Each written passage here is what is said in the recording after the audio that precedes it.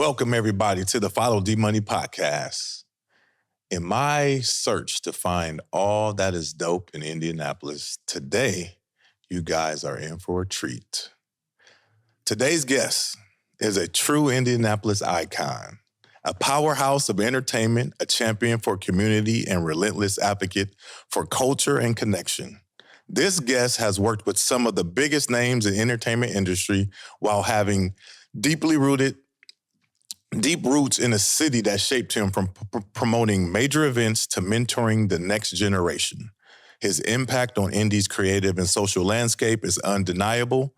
Ladies and gentlemen, please welcome Mr. Amp Harris to the Follow D Money podcast. That was good. I'm going to send you my bill, brother. What an intro. I didn't even know who you was talking about.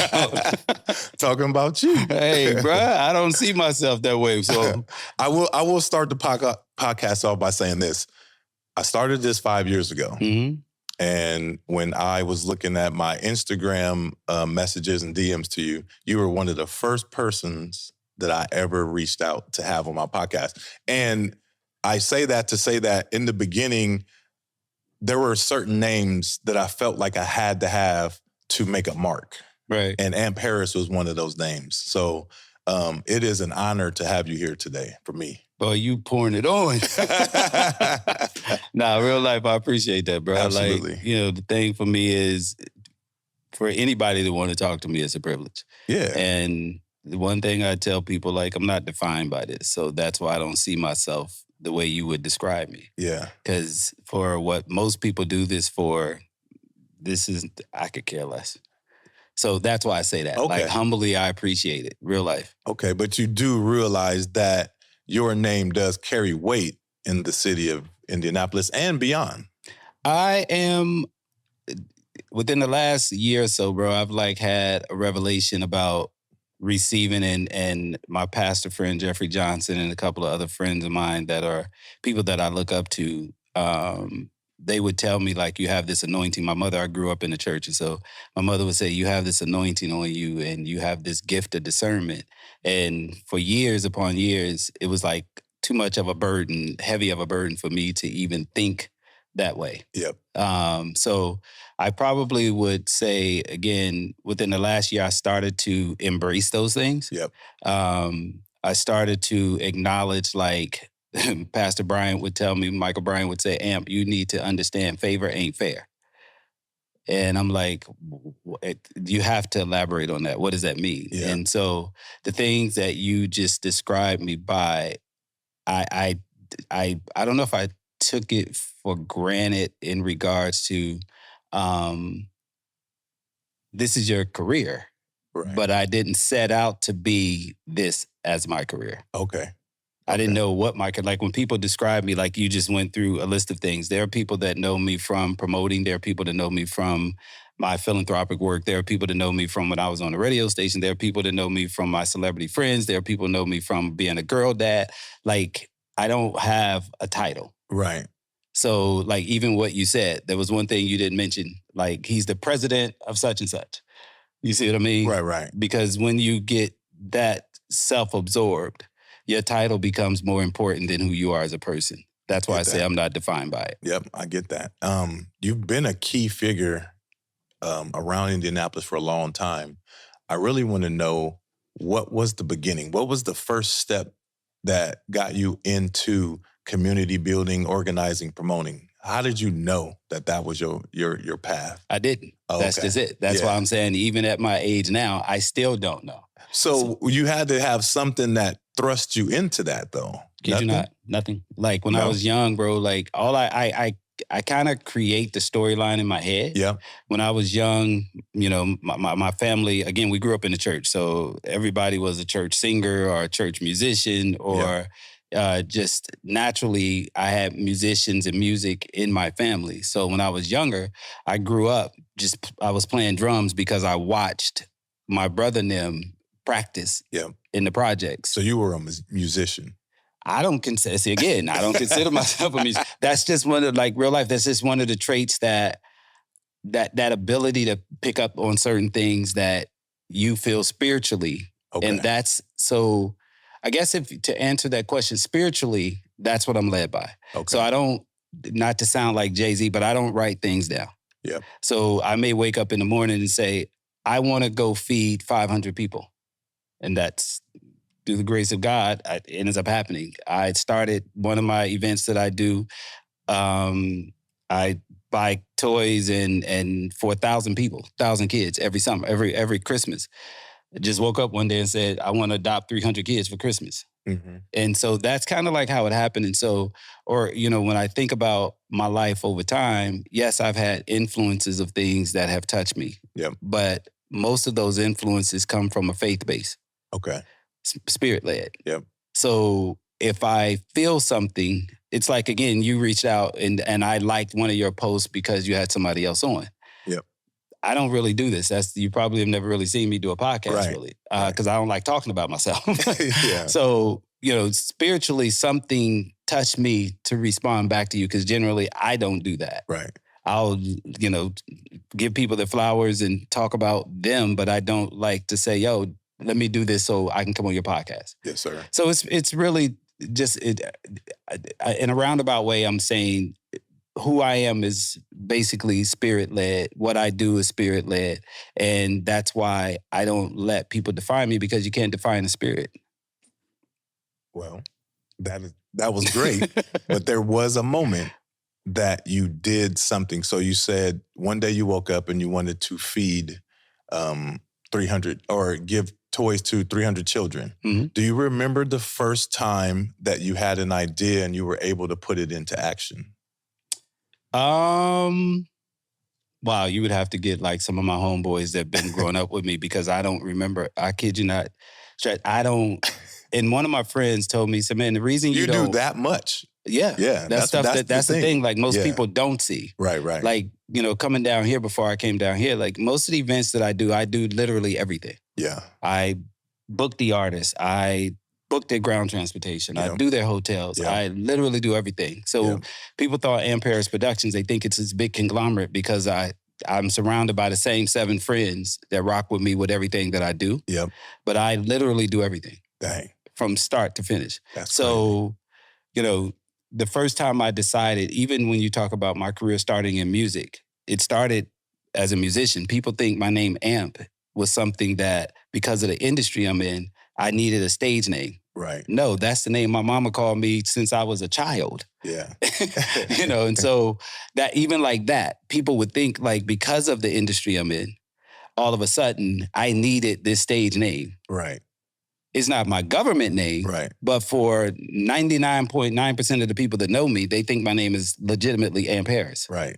So all of that ties into it. So I can't define like a pivotal moment when it comes to entertainment. Yep. Tragedy, I can. Okay. That makes me who the person I am. Yep. That's why I say, again, it comes back. I'm not defined by what I do. But who I am, I can literally, in 2025, really break down who that person is. Mm. And most people have no clue.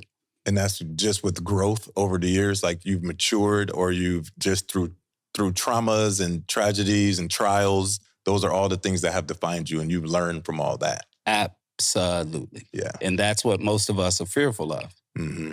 Because it requires you to go to a dark space that you don't want to adventure to. Yep. Because if you can get to that space, then you can walk through life like this. Mm. And most people can't. Right. Most people walk through life based on a title. Yep. Then they go here. Yep. And then when that title goes away, then they go here. And most people don't have balance because they're so afraid. And I have monikers that I live by every day. Topics versus issues. Happiness versus joy. Content versus intent. 99.9% of the people live on this side. Mm. Happiness, topical, content. The world we living in, this podcast we're doing, content driven. And everybody's going to come over here and give you all their happy shit. Yeah. I can say shit, right? Yeah. Okay, cool. And they're going to come over here and tell you the best of them. Yep. I don't do that. Right. I'm going to tell you who I am as a person. And then these are the things that I've been blessed to be able to do. Yep. So if you see me like some people, man, I see you at the Pacer game, bro. You sitting in the front row at every game.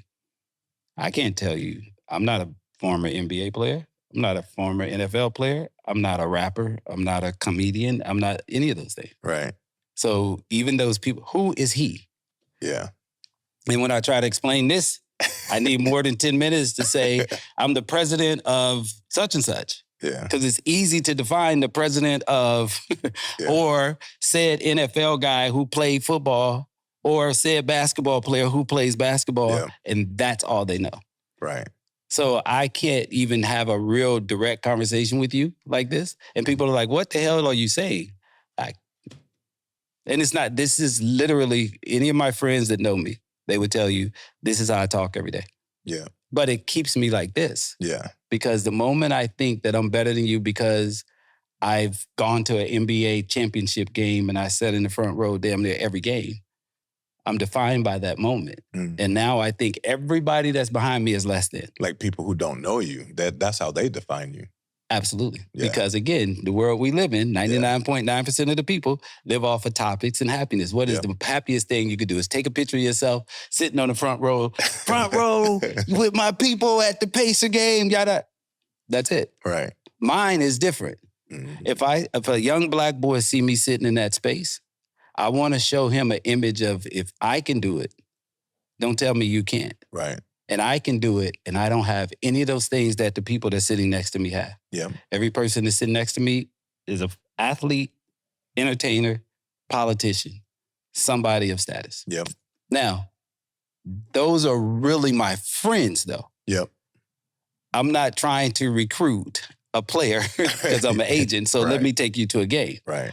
The people you see me next to are legitimately my friends. Right. We eat together. We hang out together. I know their kids. I know their significant others. I know where they live. I sold Edrin James' house. All these, I can keep going on and on. Yeah.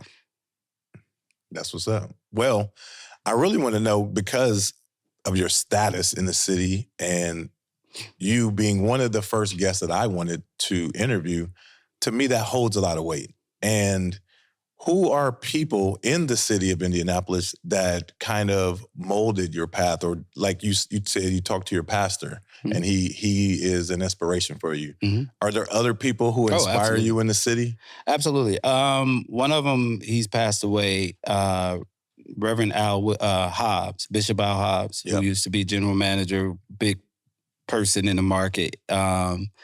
Him, of course, Jeffrey Johnson. And it's not just because he's Pastor Jeffrey Johnson. Yep. It's the person that I watch. It's the person, the imperfected person that I watch. Yep. My attorney, Nathaniel Lee. There are some people that, in the promotion business or in the club business that I come up under that I give flowers to, Thomas Sparkle Sox Griffin. But the most important person in my life is my mother. Yep. I love them, but I'm in love with her. Yeah. And she is by far the strongest person that I know. And it's not because of accomplishments. She got a 7th grade education from Greenwood, Mississippi. Dang. She'd be 93 this year. Dang. But the trials and tribulations that she's overcome to put me in the space that I'm in, that's why I am the person that I am, because I watched her. And through her trials and tribulations, instead of me letting what she went through or a lack thereof, I learned from that. Yeah. And so another one thing that I live by, life will teach you if you let it. Most people are afraid of the second part of that because, again, it requires you to go outside of yourself to think of others. Yeah. So I learned that from my mother, to whom much is given, much is required. So I speak like this, bro. This is who I am. Yeah. He's like a prophet now. Oh, Lord. Not a prophet. You got to stop, bro. You pouring it on. Well, okay. So now I want to get into more of the kind of the history of the city now, like and your perspective of it, because I'm a transplant, come from Los Angeles to Indianapolis. And the reason why that I even do this podcast is because I was not aware of how beautiful the creative scene was in Indianapolis until I found it. So what I would like to know is, how different is the entertainment artistic, creative scene now than it was when you were coming up? Like what visible changes are different? Like like Indianapolis's visibility, its reach, or anything that you would say is like, man, I remember back then we needed this in this city, and now it's here. Something like There's that. a lot of it. I mean, because I set a lot of trends in Indy. Yeah. You know, when you think about people in this market, you very seldom ever hear people say Amperes. As much as, and there are people who respect me for, again, various things. But when you talk about, and I just had this conversation with someone the other day, when you talk about the entertainment scene, I could tell you the first of things that I've done. Okay. I was the first to ever do an all-white party in Indianapolis. Okay. The very first. Yeah. Because a lot of my roots come up in New York. So back in the 90s, we were doing parties in Cancun. And it was myself, and I was with Diddy, and I was with, Jermaine Dupri, rest in peace, my brother Malik Sealy, one of my partners from New York, Chris Latimer. We all were doing events that Indianapolis didn't have a clue about. So, from Monday Night Football to being the first, in my opinion, to bring celebrities to host big parties. And my life was different, bro, because I started off at 13 as a club DJ. Dang.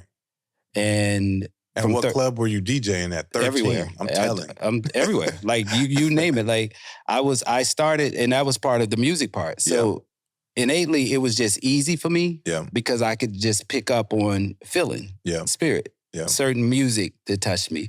So as I grew older, and that's where like the influences of like a Thomas Griffin comes in at, Al Hobbs at WTLC Radio comes in at, because one aspect of it is business, Al Hobbs. Then the other side of it was someone reaching across to Al and saying, yo, here's this young kid, I want him to work with me. The first guy I started working with was Tony Lamont. We used to have a group called the G Rockers. And there was a club called The Galaxy that people knew about. And I was 14, 15, 16 then.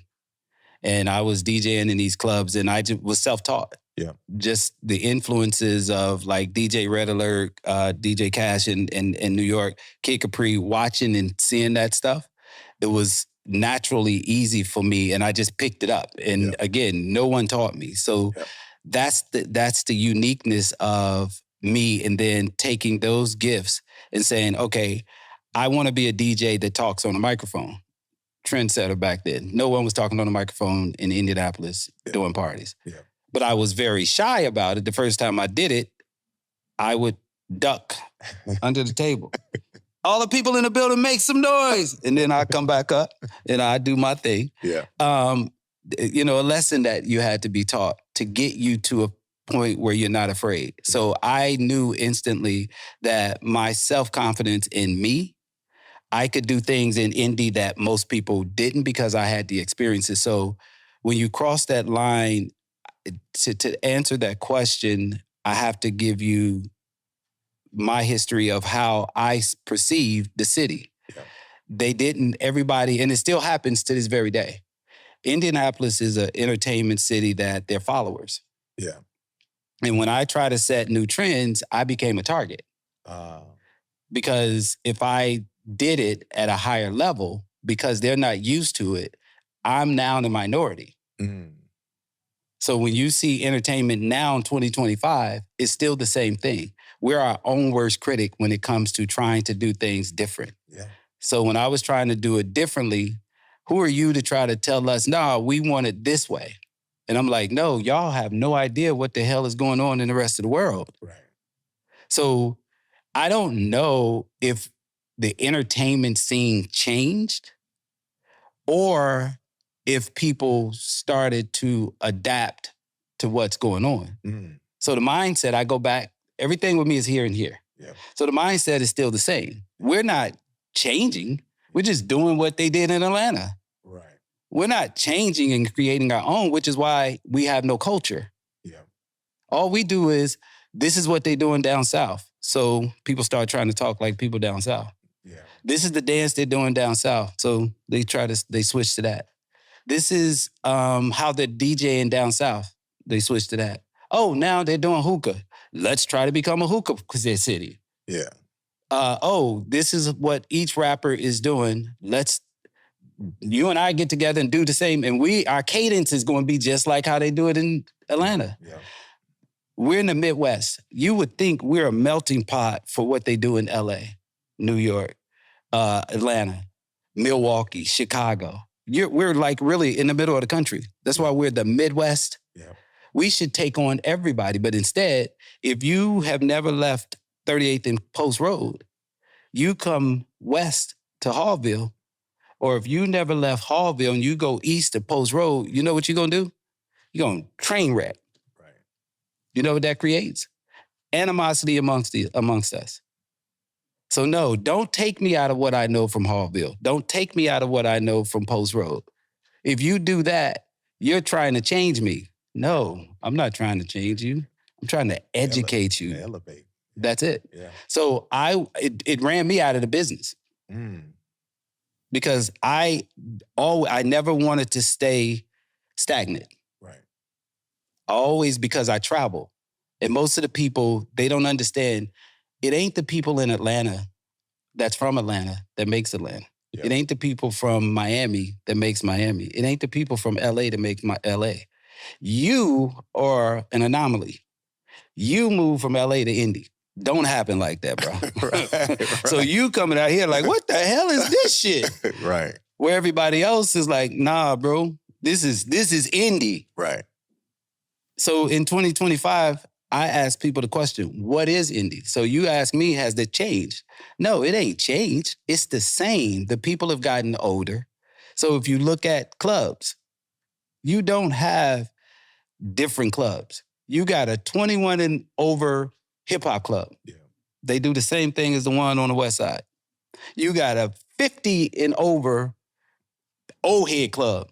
They do the exact same thing. Yeah. Now, you know what's missing? The middle.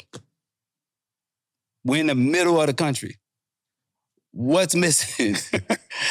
Everything around the middle. Yeah. So that's how I look at it. So I'm probably not the right person because I don't believe just because we're in Indy, let's be Indy. Yeah. Because most of these people that say that to you don't know what that is. And maybe that's due to my experience because I'm not Indy. So the majority of the stuff I do, I get more love across the world than I do in Indy. Right. The things that I've done across this country, they don't even talk about. Mm-hmm. When Versus was going on, the biggest platform during COVID, I produced a whole Versus concert. Wow. Which one? From Stephanie Mills and Shaka Khan. Oh, yeah. Everything. From the microphones. People in Indy knew. Yeah. But you know what they didn't say? We got our own right here. Let's celebrate him. Right. That's crazy. That's Indy. We literally, and again, I'm in the minority because I'm going to be attacked for saying, oh, no, you don't put people on. I got one of my little young best friends right now on tour with Maxwell. You don't put people on. One of my best DJs is on tour with Kid Capri, traveling around the world. You don't put people on. One of my best youngins is in LA as one of the biggest designers. They just don't know. Right. Because they only know Indy. Right. So if you don't know any of these people, what you see, why you think you're intrigued to talk to me, because you don't think like. Yeah. I'm not small-minded. It's not that I don't say that they're small-minded. No, not small-minded, but I'm open and I well, see. You come from a place you don't have a choice. Right. Where I had to do the research. So when I'm looking for people to talk to and to learn the city, your name came up quite a bit. Like, you need to talk to AMP because you've done so many things and you've created so many things. To say you had the first white party is crazy. I can tell you that's crazy. Arts Garden. That's crazy. With the LA Lakers. That's and it wasn't even called a white party then. We used to call them white linen parties. Oh, okay. And I was on the radio, and I never forget that when I first announced it, the lady called me, and this lets me know the mindset. Yeah. This lady said, you mean to tell me I have to wear my linen off my bed? Swear on everything I love. Wear some sheets. Swear on everything, I'll never forget it. I said, oh, Lord, I'm fucked up. swear to everything. I would never forget it. She called in. She called the radio. Said, "What do you mean? I have to wear something off my bed? I am like, what kind of party is that, Amp?" I said, "Oh Lord, no, linen as in fabric. Dang, white fabric. Memorial Day. Yep. Sweat and Ron Harper, who's one of my best friends. That was when the Lakers came. Kobe at the Arts Garden, very first one. Damn. And now you have what you call all white affairs. All the time. And I'm still doing it. Yeah. 30 years later. Yeah. I'm still, so that's the part where I say, like, when you are at peace with yourself, like, I don't even talk about stuff like this. Yep. Because half of it I don't remember. When you say that, it brings up a good question, because things are always changing and becoming more innovative in entertainment and content and socially driven things. What's something that, in your mind, Indianapolis could use right now? I don't say the city. I put it on the people. And the people have to be willing to be comfortable being uncomfortable. Just because you only know one way doesn't mean that's the only way. Yep. Just because your DJs only blend when they DJ, that's not the only way. Because I could take you to Miami, they DJ differently. I can take you to New York, completely differently. I can take you to Vegas, they don't play 8-ball and MJG in nightclubs. Right. Right. Did you hear what I just said? So as a DJ, I always played music to women. Right. Back then, when I was doing parties, bro, it was 8-to-1 women. Now it's 8-to-1 dudes. Yeah. Why? The music they playing. The 8-ball and MJG. Boosie. Over and over. Right. So I was always one, that's not my thing. So I don't say the city, because not everybody, we're not a monolithic people. But this city acts like it. Because if you're talking hip hop and music, they all want the same things. And you can't grow if everybody wants to eat the same flat chicken wings. We all want flat. Everybody wants flat chicken wings. And I don't even eat chicken wings, but I know that part because I study people. Yeah. And that's the reality of it for me. Yeah. I never want to be, like I stated earlier, I don't want you to be able to define me. Yeah. If I want reggae one day, give it to me. If I want R&B, let me have that. If I want rock and roll, let me have that. Yeah. What we think is, and which is why our entertainment scene is so stagnant, is because we're so afraid that we don't know, and we think we're killing it. I used to do parties, bro. It was 2,000 people. Dang. I was doing a Monday night football party. It was 1,500 people for 10 years straight. You can't go nowhere and find a club that can do consistently 200 people in today. Name one. Everything I'm saying, this is where I'm in the minority. Yeah. Because we don't want to have these real kind of conversations. What we want to do is, if I like you, you're right. Right. Don't have nothing to do with, and that's just not in entertainment. That's just a mindset. That's why I said, if we can't change our mindset, whether if we talking violence, music, religion, faith-based, politics, it's all the same. Yep. So I am someone that I don't go along to get along. Yep. I'm not a conformist. And I'm okay being by myself. I try to teach my people, man, it's okay to love on the outside of you. But if you're not in love with you on the inside, you easily to be manipulated. Yeah. So when a rapper comes to Indy, he can make people jump off a building because they don't love themselves. They're more in love with that object. That's, I go back. Yeah. I talk the same thing. Happiness, topics, content. That's why the world is so screwed up. So Indy is it's really bad. I love my city, bro. I fight I used to tell people all the time, I don't know anybody else on a national level that ride and die for Indianapolis other than me and Mike Epps. Yeah. Publicly. Yeah. Everywhere I go, I'm going to have a Pacer hat, Colts hat, It don't matter to me. Yeah. Like, we could be 0400. I'm going to be with them. Yeah. Most of us aren't like that. Yeah. We're fair weather fans. The Pacers, all of a sudden, we winning. Black people all in the damn street. Free at last. Thank God Almighty free. 3 years ago, man, give me LeBron James. So, again, the type of things that I say, bro, like, it's really hard because they're not popular. But it's the truth, though. But we don't want the truth, bro. We want what we like. Yeah. We don't, do you know how hard it is? That's why I said, everything I talk about comes back to self-evaluation, self-accountability. Yeah. How are you going to tell me, first and foremost, when we just talking entertainment? Amp, man, you don't, okay, fine. You may not like what I do.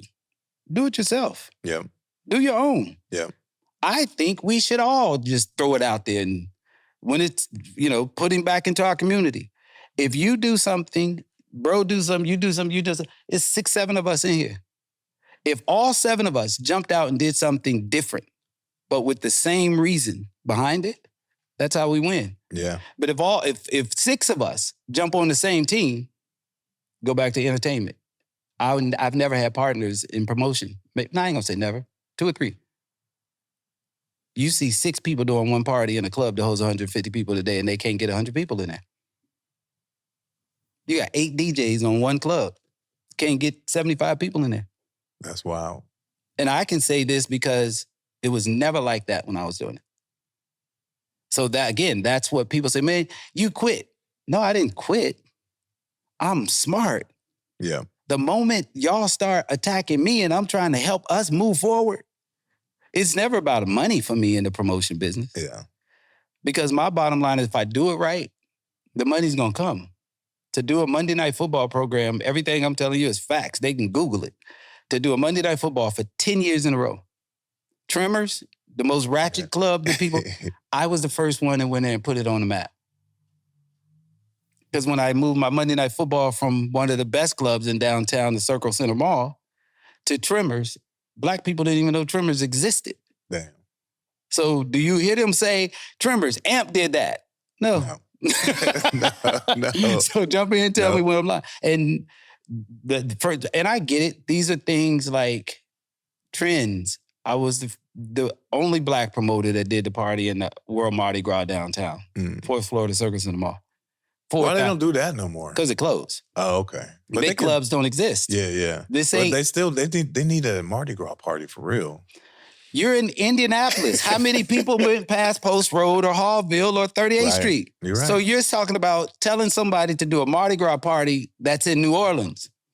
Yeah. How they gonna do something they ain't never seen? This Indy. Yeah, have you seen St. Louis's Mardi Gras party? It's huge. You do not understand. You keep talking, you're gonna be ostracized in podcasts because you keep talking about shit that these people don't want to talk about. Fresh ideas. Yeah. So I have a question for you. I have a mentor kind of question. How do you promote in a city like Indianapolis? How do you promote collaboration versus competition? How do you get that message that it's important to collaborate and have different ideas and bring them together instead of trying to do the same thing against each other? How do you how would you promote it? Like, how would you say that this is the way? Again, if it's 7 of us in this room. Because you said it, and I see it. Mm-hmm. The same party everywhere, different parts of the city, that is competition. That's not working together to make these parties work. Well, it's supposed to be competition. Friendly. Healthy competition is always good. I used to have people that call bomb threats at my events. Swear on everything I love. Fire trucks pull up, like, swear on everything I love. Fire trucks pull up, cops come, excise come in. That's Amp, crazy. can we talk to you? That's crazy.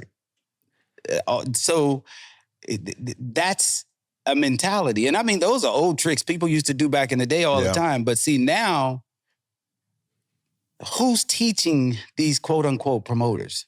Yeah. See, I can tell you the old heads that when I got in it, even though, Thomas Sparkle Sox Griffin, he and I used to do things a lot and he put me in places, but my vision was always beyond what he and I was even doing. Mm-hmm. Hence, I'm on your podcast in 2025. Yeah. And I'm telling you, I started at a 13. Right. I've not asked my mother for $1 since I was 13. Damn. And it's no script. There is no, I just knew what I knew and I wasn't afraid. Yeah. You know, and I wasn't doing it because that's what everybody else was doing. So when you talk about how do you teach that or how do you get people to coexist together? Yeah. We ain't got to be on the same team. But that's, you know, you play sports? Yep. Basketball. Okay. Yeah. All right. So you've always been taught how to function in a team concept. Yep. You may not be the 1, you the 4. Right. So 9 times out of 10, you coming to set the pick on the high side. Yep. So now you can open it up for your 5 men to score. Yep. It took y'all to do that as a team. You didn't get the basket, but you got the win. Right. We're not taught that, even in promotions. So who taught these quote unquote promoters? They saw somebody do it. Yeah. I can do that. I had someone once tell me, if you can do it, I know I can. I said, you don't get that, do you, right now?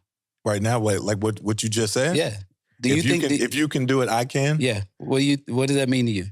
Well, they just think that it just happens. They don't know that how much work went involved. That ain't it. No. What they're telling you is, if you, who I think is not either that smart, not that educated, not that articulate, not that something that's negative, they don't know what you just said. Right. That thought process, if you can do it, I know I can. Right. That's not a compliment. That's not respecting you. Yeah. Period. Yeah. So what you have in this business today, there is no respect to the business. Mm-hmm. It's people who can just pick up a phone. It's like podcasting. When I look at your setup, bro, and it's like 7 people in here, I'm impressed. Because I've gone to podcasts where one dude is standing there and he's doing this. Hold on, time out. Let me edit. Let me go make sure this camera angle. Right. You guys are working as a team. Yep. Now, I was always brought up, like, people, the one thing they say about AMP and Indy, because they can't see me and define me, AMP don't put people on. Now, if I was to write a dissertation of all the people I put on, they wouldn't believe it because they can't see it. Right. Who taught these kids? Who taught these young promoters? Who taught these young DJs? When I came up, bro, we was carrying crates. Kid Capri used to travel with 20 crates of records. Yep. When I came up, bro, as a promoter, I had to study what you were doing. Now it's like, yo, there's 5 of us together. Yo, let's get this building tomorrow, bro. Yeah. They think it's that easy. I had a guy tell me, yo, we great promote this concert. We got $100,000. All right, cool. We're gonna get this building, and we're gonna sell 20,000 tickets, and we're gonna make this much money. I said, okay, cool. See how easy in their brain they think it is to do it? Right. So now you go out there, you do that. Nobody's taught you. You're going to get exploited because there's somebody in the building. There is a hotel. There is a travel agent. There is an artist. There's a manager that knows you don't know what the fuck you talking about. Right. So they're going to take advantage of you. Yeah. So then you're going to go connect with another guy who's thinking like you.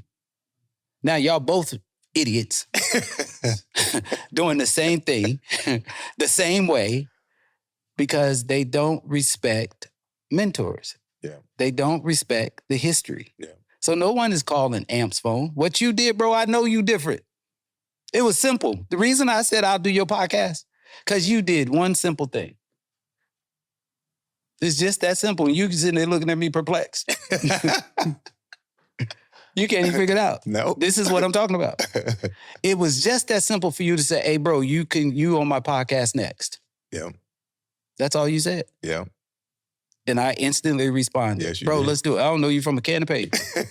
Yeah. But because I know you different, that's what I'm saying to you. Yeah. You come from a different mindset. Everything in this podcast, however long it's going to be, I'm going to keep saying the same things just differently. Because we're not curing cancer. Right. We're talking about how to get people out of their house to come to a nightclub to listen to Bootsy. I didn't say come and listen to Barack Obama. Right. We trying to get people to come and listen to Bootsy. And now Bootsy's impacting, no disrespect to Bootsy, badass, but look at what's happening in our clubs. The same 6 promoters that have never been taught customer service is now directing people in the nightclub, which is why you see women calling each other bro. And you see women in the middle of the street fighting like men. Yeah. Amp never had that. This shit is so foreign to me, bro. I swear to God. It's so foreign. So I know I go on a tangent, bro, but I'm so passionate about this because you don't get, I can guarantee you've probably interviewed 500 guests. They're not talking like this. They only here talking about, man, listen, yo, we gonna do this, and what I did was with these people ain't never got like Amp. I'm looking at that camera. I love me. This business does not define me. I ain't never got to do another event in Indianapolis. I did it. Yeah. And those that know, they know. But the one thing they will say to you is he was always consistent. If he told you it was going to be $2, it was $2. Yep. If he told you LeBron was coming, LeBron came. If he told you Kevin Hart or anybody else was coming, they came. So if we had people in our spaces that could lead like that, and I'm not saying it's me, I want, again, it's 7 people here. I want all 7 of us to have our own ideas. It's 5, I live my life like this, bro. It's 5 lanes on the highway when I'm talking business. Every lane means something different. If we're talking concerts, lane number 1, artist. Lane number 2, marketing. Lane number 3, the venue. Lane number 4, ticket costs. Lane number 5, consumer. How do I get all those lanes to merge to get off on one exit? Now, if I get all those bases covered, I can't guarantee I'm going to sell 20,000 tickets, but at least I know I did everything that I'm supposed to do to get me to that point. Correct. That's why I can say I'm still here in 2025. I'm telling you, 10 years ago, I would not be preaching like this. But that is the beauty of your evolution, though. To me, sitting here getting all this information is exactly what I wanted when I wanted you on when I first started this podcast. And it would have been different information probably because in 5 years, you've probably been through a lot of stuff. But I'm still wanting more game because I'm still navigating this city of Indianapolis and learning it still. What I would like to know is how does someone, like, if you're not in sports and you're not in the entertainment industry, it's hard to build a successful reputation trying to create something in a creative space in Indianapolis. How do you think a person like that could be me, how do you build in Indianapolis? How do you get the attention of an Amp Harris or a Mike Epps or people who are movers and shakers in a city if you don't have that reputation already? How do you build that reputation? Again, first it starts within you. Yeah. Because if you have you together, bro, it's hard for you to... This business is a drug. And it's easy to get people addicted. Yeah. And the fastest thing is to get people addicted to bullshit. Mm-hmm. So what most people do, they give you bullshit. Yeah. And if you're real about it, and if you're not doing it because of the titles, then how you reach Amp might be different than how you reach somebody else. Yeah. I just told you how you reach me. Yeah. It's simple. Bro, I want you on my podcast. Then I'd look and say, oh, okay, I like this dude. So that's the respect side of it. Yeah. Again, we're not curing cancer. It's not easy. If I was to flip that question and say, how do you go after a female that you just met? The game is the same. I got to get her to see me. I got to get her to trust me. I got to get her to respect me. And how do I do that? I got to be me. Yeah. Because you can bullshit her for 2 dates. You can open a car door. Y'all go on 10 dates. You open that car door. Now, if you ain't used to opening that car door and you doing that because of what she looked like, In time, she gonna know he ain't who he say he is. Right. Because on that 11th trip, you gonna go get it, you gonna fall back to habit. She gonna, oh, okay. So it's the same thing to me. Right. If you are in the entertainment business, first you got to put the work in. And if you're putting the work in, we're gonna see you. Right.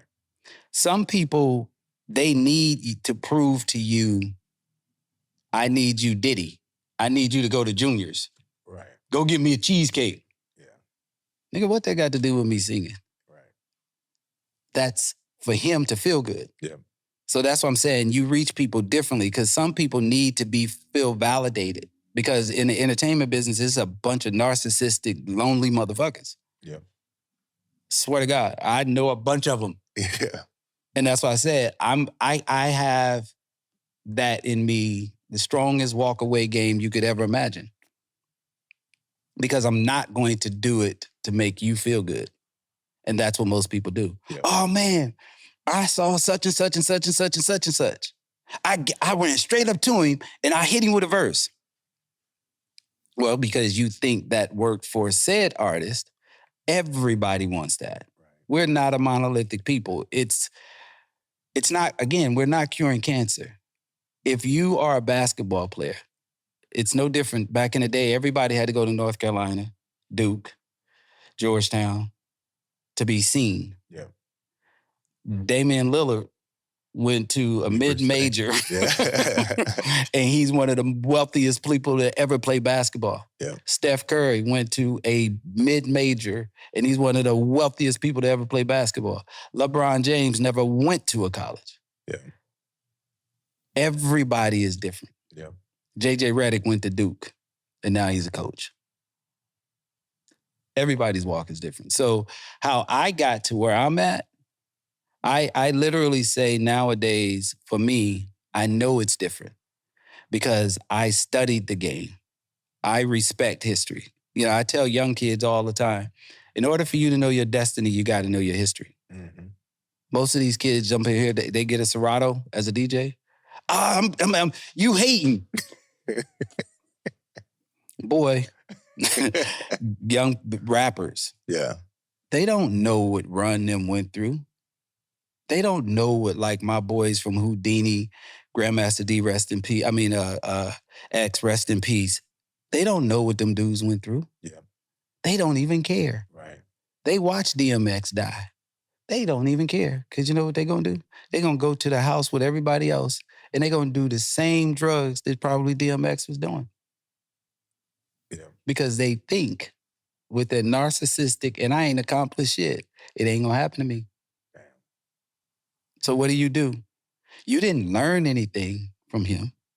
You wanted somebody to give you something, but look what he had to go through.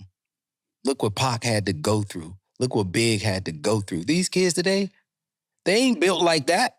Right. They talk like it. So it's the game is, if you study the history, you have a much better chance of succeeding. What you guys do in this podcast, you year 5. Yeah. Shannon Sharp opened his camera. No, what I'm going to do is, and now they're still making more money than anybody in the business. Right. But you know what you're not doing? You're not quitting. No. So that's another thing. They don't have stick-with-itness in this business no more. Right. Everybody thinks that I can wake up and overnight I'm going to be an overnight sensation. And when AMP comes and he has this kind of conversation with him, I'm hating. Right. When I talk to people in Indianapolis, that's why they don't talk about me, because I'm not part of the circles. I've never been part of the circles.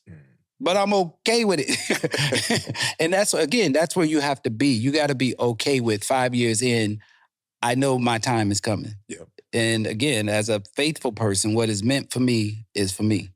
When it is time for me to say that I want to do a podcast tomorrow, I can do a podcast tomorrow. Right.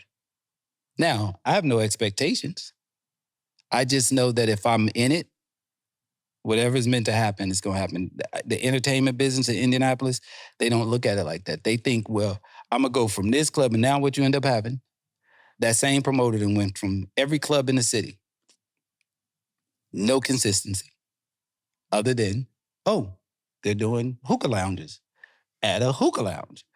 Oh, they got this DJ. I'm going to get that DJ to come to my club. Yeah. And I could guarantee you, if that DJ was doing the business you think he or she is, you can't get him to come to your club. Right. Why would they leave? See, it's not, we're not curing cancer. So we make this, at the end of the day, bro, we make this more difficult than what it has to be. Yeah. The entertainment business in Indianapolis should be flourishing. But you know what we do? We crabs in the bucket. We want to take the negative because there's so many of us in this today, in this society, they can only come up by pushing you down. That's why indie doesn't grow. Not just in entertainment. Right. We don't come together because our bottom line is, I don't want to be first. I just don't want you to get ahead of me. Damn. And if you get ahead of me, somebody got to go first. That's the difference between Atlanta and Indianapolis.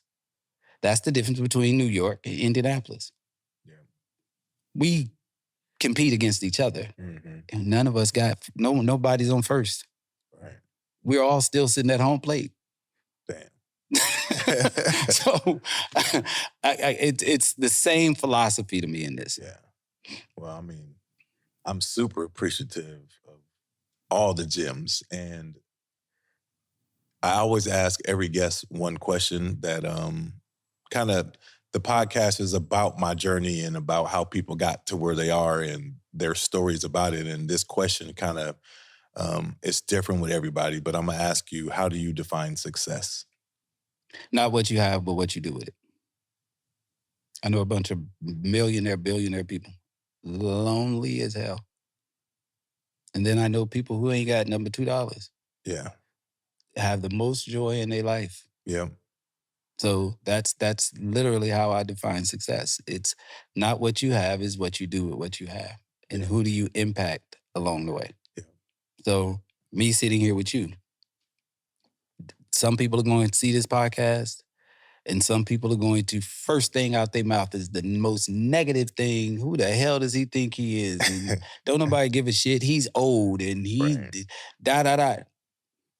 But everything you're trying to do, I've done it. Yeah. So if, now we got GPS. Before we had maps. Young kids don't know that. They don't know how to read a map. They barely know how to read a GPS. Right. But in order for you, again, to know your destiny, you got to know your history. So I'm not the fool because I don't take you as a ball player and say, yo, you got 30 years of hooping. That's why they call coaches. Right. Somebody got to lead us, but here we don't feed off of that. So I'm hopefully, bro, whoever's watching this is not about me trying to say that I'm better than somebody else, because I don't believe that. I believe we all have, again, a gift. The question is, if I'm a DJ, you're a marketing person, the other person over here has access to the building, the other person over here has access to sponsorship. If we put all of those for that one exit and everybody can stay in their humble space, don't get mad because the DJ gets all the shine. There can only be one Michael Jackson in the Jacksons. Yeah. Imagine if Tito tried to be a front Michael. What the hell? So Joe Jackson said, nah, y'all stay back there, let him do what he do, and then he's going to take us along on this journey. Right. That's what it is. So somebody got to be in the front. Yep. And I am a team player. Yep. And one thing that, again, for us as a people, we got to be okay with all of us can't lead. Everybody wasn't built and designed to be a leader. Yep. Everybody can be a manager. Yep. Not everybody can be a leader. That's why there was Michael, and then there was the other ones. Yeah. That's true. That's true.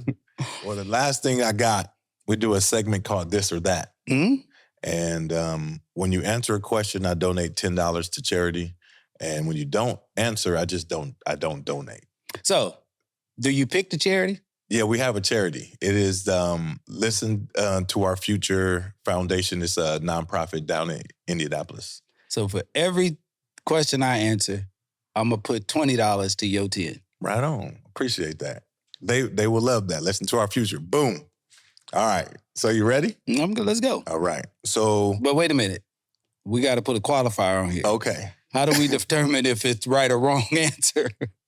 No, it's not. So you just I'm pick just one. messing with you, bro. So you determine if it's right or wrong. Okay. So we're going to go a comedy show at Madam C.J. Walker. I was the first one that did it. Or I was the first one that did it. A concert at the Vogue. Oh, okay. I thought you was asking me a question. No, My bad. No, you're going to pick one or the other. I know that was another first in my life. So life. What was the first comedy show you did there? I wasn't gonna say the Madam C.J. Walker. I probably did the first major comedy show in Indianapolis was Martin Lawrence Def Comedy Jam. Okay, damn. Okay, so I'm just gonna lay that right there. I'm just gonna put that right there. Okay, so back to so you rather go to a comedy show at Madam C.J. Walker or go to a music concert at the Vogue? Madam C.J. Walker. Okay. Peyton Manning or Reggie Miller? That's a loaded question, man. How you gonna put a football guy against a basketball guy? Hey. So what are we talking though? Are we talking person? Any terms on any? You just got to pick one or the other. Oh, so there's no right or wrong. There is no right or wrong. Okay, both. Okay. Now, see? You saved $20. No, that's a $30 answer. Okay. So y'all keep up with that. So we at 50 right now. All right. Promoting behind the scenes or on the mic in front of a crowd? Oh, behind the scenes all day. Behind the scenes, okay. Working with legends or mentoring the next generation? Mentoring. Would you rather go to a pool party cookout or a black tie charity gala? Neither. Indy 500 or Black Expo? Black Expo, 1,000%. Now, I love Indy 500. Yeah. Those are my people. But I love what we do. Right on. Mass Ave or Fountain Square? Holy shit. Mass Ave, I had to think about that. Mass Ave or Fountain, I had to think what was on both. Mass Ave. Mass Ave. Wu-Tang Clan or NWA? Oh, NWA. Okay. Miami or Los Angeles? Miami. Okay. Well, this one you kind of answered earlier, so it might not pertain to you, but it's 4. You could pick one. Tacos, wings, burgers, or pizza? Wow. Tacos, wings. So I'm not burgers a meat person. Burgers or pizza? So I'm not a meat person. Okay. Cheese pizza? Veggie pizza. Veggie pizza. Okay, cool. We got Menace to Society or Paid in Full? Ooh. Oh, man. Menace to Society or Paid in Full? Menace to Society. Okay. Would you rather travel by plane, train, automobile, or boat? Plane, trains, automobiles, boat. I'm ADD, so that's why I had to process in my head. Plane. Okay. Reggie Wayne or Edrin James? See, you play too much. Both. Yes. For life. All right, this last one is loyalty or respect? Oh, respect all day. That's it? All day. Right on. I appreciate your time, man. Man, this was cool, bro. Man, I know I talk too much. No, this is exactly what I wanted, and I hope that everybody receives it as I did, because to me, it was education. I learned a lot about moving forward and how I am going to approach things in the city and even with how we work, you know what I mean? So I appreciate your time for real. No, I appreciate you for having me, bro. Real life. A podcast like this is needed. Again, it's not the topical. Some people are getting a lot of accolades because of the topical stuff that they do. Yeah. But these kind of conversations are necessary, and especially, and I say this before I get out of it, especially in this climate that we live in now, bro, where our young kids is, again, focusing in on images and topics, and that's what's guiding them to thinking that it's super cool to walk through the streets with AK-47s in their pockets. And so we need to have strong Black men sitting, being able to talk like this, because the images that they see, that's what they become. Right. And nowadays, again, when you now look at life, and if you can take the topics versus issues, happiness versus joy, content versus intent, you'll be able to see why our society is so fucked up. Yeah. Because everything is based off of that left side of the ledger. Yeah. So I appreciate you having me on, man, because again, I don't do this. Yeah. Someone told me I need to do it more often. Good. So it was kind of refreshing. Good. I hope you enjoyed it. Oh, bro, it was good. Good. Thank you. I don't know how much money I owe this charity, though. So y'all got to let me know. Y'all got to text me after this over so we can make sure I can send that to you. I got you. I want to thank everybody for listening today. Go to followdmoney.com. Check out our newsletter we have out. If you don't get the newsletter, email me, DM me, DM Pete, John Overton, Rilo, and we'll get that newsletter to you so you can know what we're doing. Really soon we have Who's Coming to Sunday Dinner at Tinker Street. We have our 5-year party coming up soon, and we'll have all that out. Thanks for watching. Boom. Deep money.